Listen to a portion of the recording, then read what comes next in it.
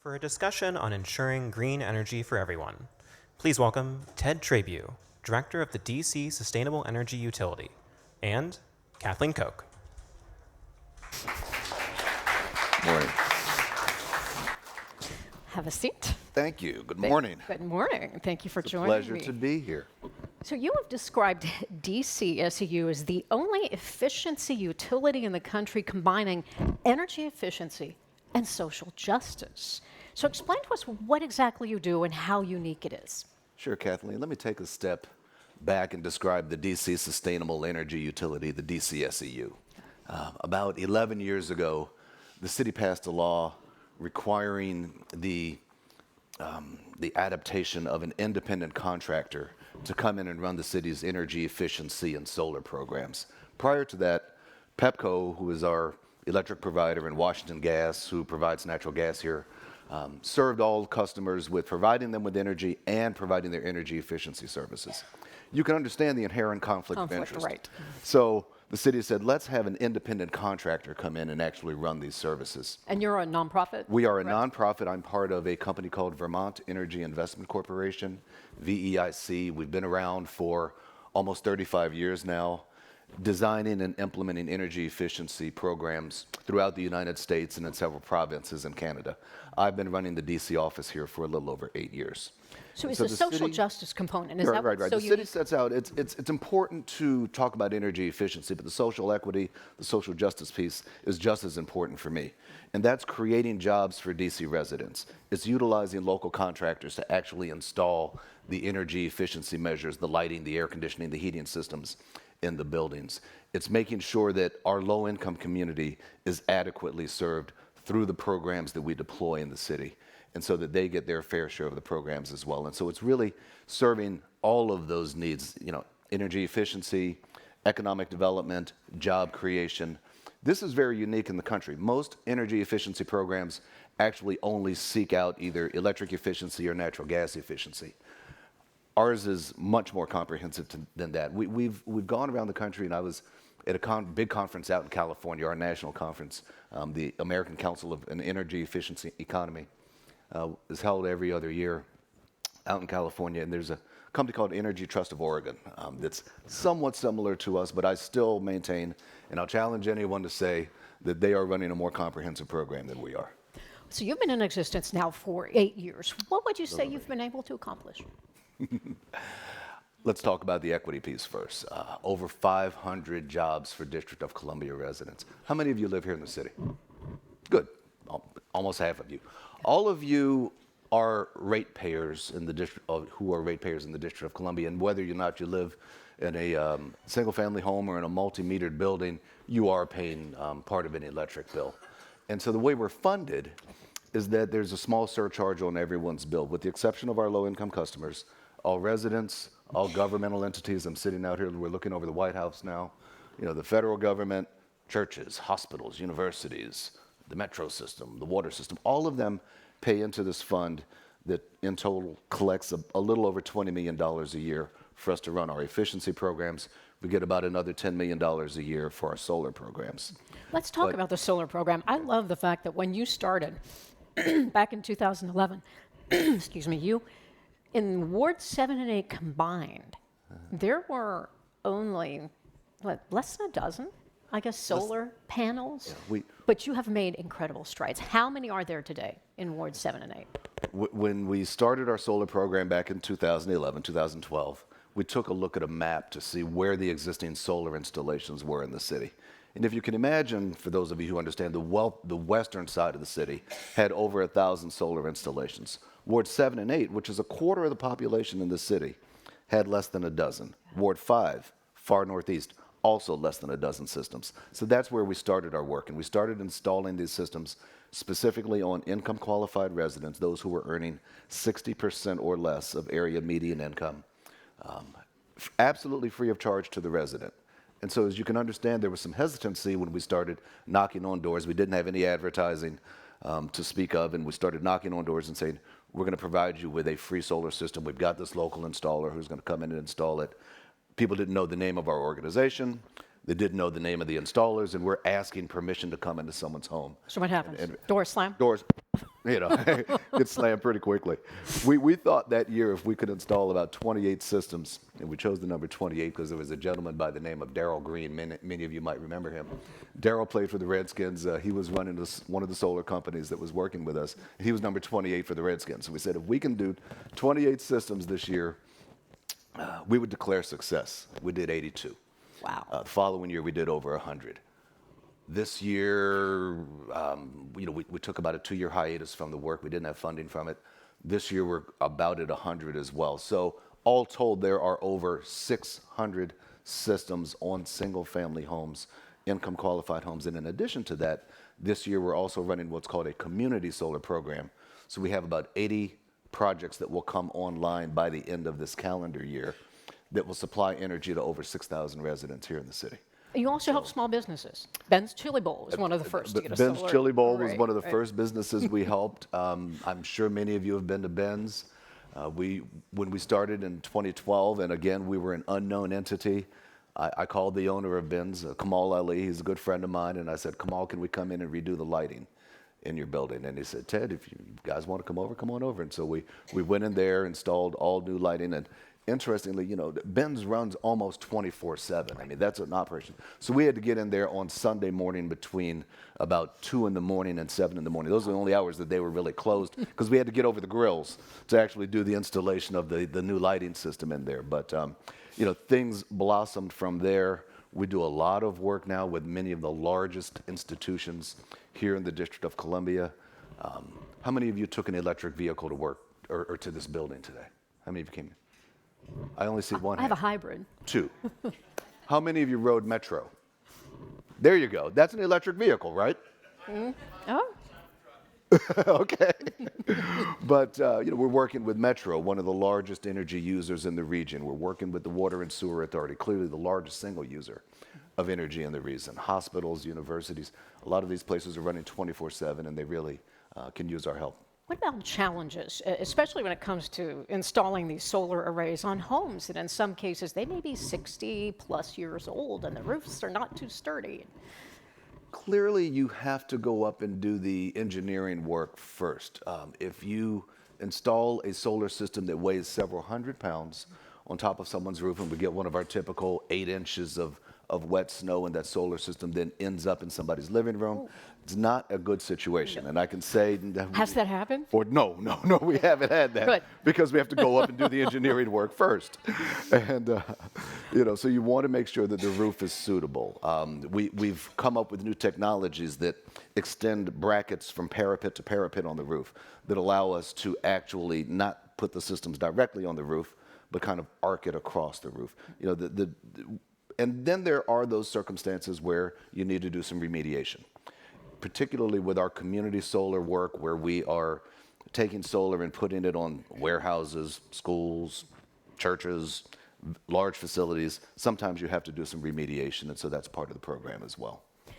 On your website, I see that you also really try to encourage people to replace those energy guzzlers, the aging refrigerators and washers and dryers, and you have a lot of great rebates. But how do you deal with the fact that so many of the people who you're trying to help may not even have that money initially to invest in replacing those utilities? Right. The reality is, you're very right.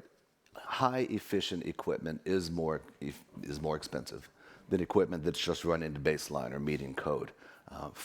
Even for some of our wealthier residents here in the city. Someone might say, hey, come over and see my new high-efficient car. I bought this high-end car. Or come and see, whatever. Nobody says, hey, come and see my new high-efficient refrigerator or, my new high-efficient boiler in my house. And so for residents, who are able to afford it, we put an incentive on the high-efficient equipment, trying to steer them to that equipment, even though it will be more expensive initially. It will be less expensive in the long run. But for our low-income residents, we're expending more money in that community, oftentimes installing those measures free of charge to the residents. In multifamily buildings, there's a cost share between the building owner and our organization. We pay probably about 60% of the cost. The building owners are paying about 40%. The residents themselves, and this allows the building owners to keep the rent down because their utility bills, their operating costs are coming down. and it allows them to keep the rent down in these buildings and preserve more affordable housing here in the city. So do you think you've been successful in persuading DC residents that sustainability can be affordable? It's an ongoing effort. I'd like to say we've had a lot of success. I would not say that we are by any means of the imagination finished with our work. There is still a lot to do. If you look at the city's very ambitious goals to reduce energy consumption by 50% by the year 2032, and that's not that far out on the horizon. The work that we're doing has been designed and funded to decrease consumption by about 1% a year. And the math is very simple. If we're going to get to a 50% reduction over the next 13 or 14 years, and we've been exceeding our goals, but our budget is limited. There are a lot of states here in the country who are pursuing energy efficiency, and it's not exactly a new game. You talk about your leaders like Massachusetts, California, Vermont, who are investing up to 5% of utility revenues in efficiency. The District of Columbia is investing about 1%, and getting 1% in terms of energy reduction is pretty much a very high standard. But I think the city realizes now it's time to invest more. The utilities are making petitions with our Public Service Commission to come back into the energy efficiency space, provide more work. The city itself is doubling, in fact, the amount of funding that they're going to provide for not only just energy efficiency, but for a green finance authority that'll come online either probably next year. The board of directors has been appointed by the mayor. So a green finance authority will come on board to help people finance these projects. We have building energy. That should be hugely helpful. It will. We'll have building energy performance standards that will actually talk to building owners and describe how much we have what we call benchmarking now, so we can actually measure how much energy is being used building by building. These building energy performance standards are some of the first in the nation that will then say to buildings, okay, if you're in the lower half or the lower quartile of efficient buildings, you're going to have to make some improvements to bring your buildings up to a higher level of efficiency. And so these rules will be coming online over the next few years as well. So it's not all just energy efficiency. Some is a little bit of a carrot and a stick as well. But the city is investing in this in a very large way. Well, we're going to go to audience questions if you want to start submitting them on Slido. But as we wait for them, we already have one here. How do you see the role of mini grids and microgrids in DC? Perhaps a better resilience investment than rooftop solar alone? Great question. It is. From Michael. If you look at the future of the city and the discussion, energy efficiency has been the nomenclature for about the last decade. The future is about decarbonization, strategic electrification. We have a grid here in the city, not just in the city, but nationally, that was designed and built by our great-grandfathers, basically for the use of our parents. And we're using it now. But the types of devices that we are using in our homes, the technology that we know is available to us in the future, the potential to develop microgrids here in the city is clearly something that the city is exploring in a very robust way. Grid modernization. There is a large proceeding right now in our Public Service Commission just about grid modernization and how we don't interconnect with the existing grid is one of those ongoing discussions here in the city. I think it's very smart. It's not just local, increases it's resilience. everywhere. Right. If you talk about some of the larger developments that we have, Walter Reed, McMillan Reservoir, St. Elizabeth's, where you have great potential to put in microgrids. We think that's clearly something that we will see in the future. Next question. Renewable energy like wind and solar need good energy storage options. What work is your organization doing on that front? We have worked with a few different organizations to talk about battery storage here in the city.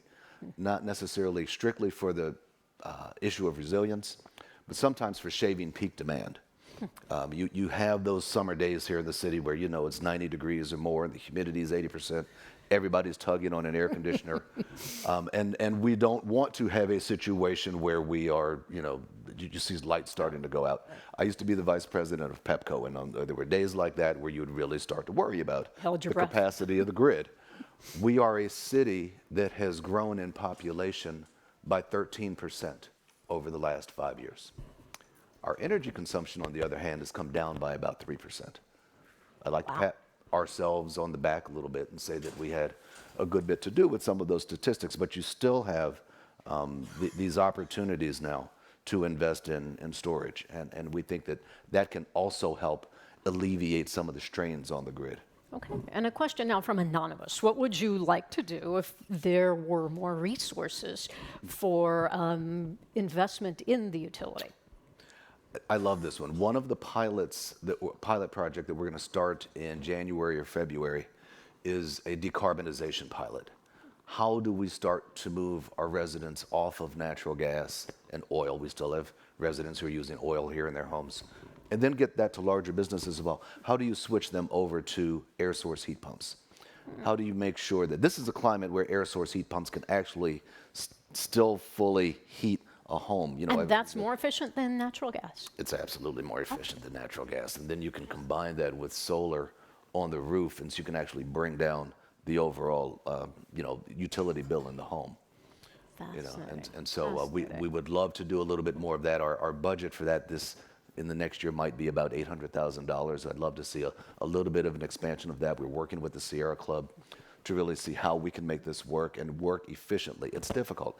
Ted, I'd like to ask you- The technology, up in New York, you get above that, it's where it's colder. In Massachusetts and Maine, you don't have the air source heat pumps that can fully heat the home. But here in the District of Columbia, we feel that air source heat pumps are going to be a good option for our residents in the future. You've made such an impact in the city of DC, but when you look at climate change across the board, and certainly in the United States, I mean, there is so much more that needs to be done to bring down our carbon footprint. How important is it that the bigger players, multinational corporations, really get involved in helping create this, environmentally sustainable energy infrastructure? I look at some of the customers with whom we worked here in the district. They are local in nature, but national in terms of their reach. I'll give you a good example. Marriott hotels. There are about 11 or 13 Marriotts here in the city. We've worked with each and every one of them on their sustainability efforts. And Marriott is a company that is global in nature. They are really making large strides. As you said, and I'm sure that someone talked about the report that came out earlier today, that the good news is that as a country, we are reducing our greenhouse gas emissions, and Marriott's probably in most of the countries around the globe. But globally, we're not reducing greenhouse gas emissions. China and India are unfortunately, leading the way in terms of increases in greenhouse gas emissions. We've got to, if the goal that people agreed upon a few years ago in the Paris Accords is to cut global greenhouse gas emissions by about 8% a year, we're not anywhere close to it. And it's going to take a global effort to get us there. We're working locally here. We're very proud of the work that we've been able to do in this city. I look at our federal government as a national player, international player, quite frankly. And I applaud the work that our federal government has allowed us to do with them. And I know a lot of people say, well, current inhabitant, of 1600 Pennsylvania Avenue. But when we went in there to redo the lighting in there, he was, and his team were very accommodating. And we've worked in there, and I think that, as the federal government has set a standard for leasing buildings here, that they have to meet a certain level of energy efficiency before they're going to lease buildings. Right. And I don't know if that extends across the globe, but clearly they do it here in the city. Thank you for the great work you're doing. Thank you for having me. Ted Trabue. It's a pleasure. CSCU. Thank you.